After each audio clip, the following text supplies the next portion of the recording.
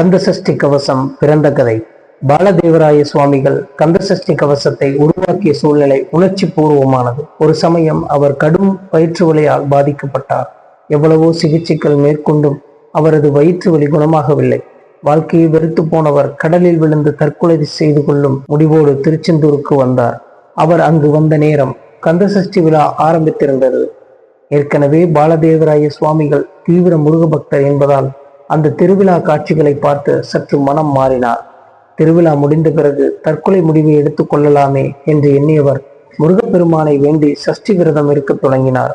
முதல் நாள் செந்தூர் கடலில் புனித நீராடி முருகனை வழிபட்ட பிறகு கோவில் மண்டபத்தில் கண்களை மூடி தியானத்தில் அமர்ந்தார்.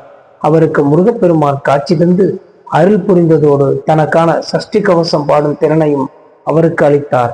அடுத்த நிமிடமே பாலதேவராய சுவாமிகள் மனதில் பக்தி வெள்ளமானது பிரவாகம் எடுத்து ஓடியது. சஷ்டியை நோக்க சரவண பவ, சிஸ்டருக்குதவும் செங்கதிர் வேலோ என்று துவங்கும் திருச்செந்தூர் திருத்தலத்திற்கான சஷ்டி கவசத்தை முதலில் எழுதி முடித்தார். அதற்கு அடுத்த 5 நாட்களுக்கு முருகப்பெருமானின் பிற 6 படை வீடுகளான திருப்பரங்குன்றம், பழனி, சுவாமிமலை, திருத்தணி, பழமுதிர்ச்சோலை திருத்தலங்களுக்கான சஷ்டி கவசங்களை இயற்றி முடித்தார்.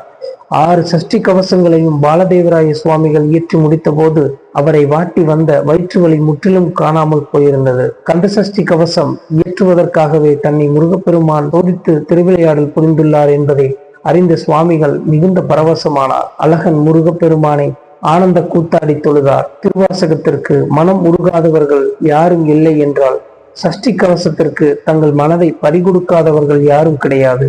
அவ்வளவு சக்திமிக்க வரிகள் கொண்டது சஷ்டி கவசம். கவசம் என்றால் நம்மை காப்பாற்றக்கூடிய ஒன்று என்று பொருள்.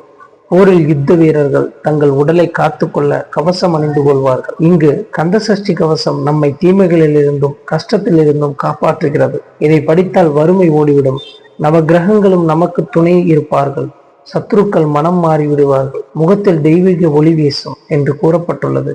எனவே தினம் கந்தசஷ்டி கவசம் படியுங்கள். வேலனை போற்றுங்கள். உங்கள் வேதனைகள் எல்லாம் விலகி ஓடிவிடும்.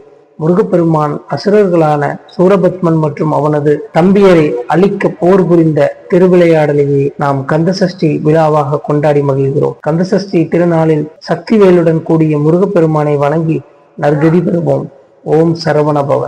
மேலும் பல அரிய வரலாற்று கதைகளை அறிந்து கொள்ள ஆஸ்ட்ரோ டிவைன் சேனலை சப்ஸ்கிரைப் செய்யுங்கள்.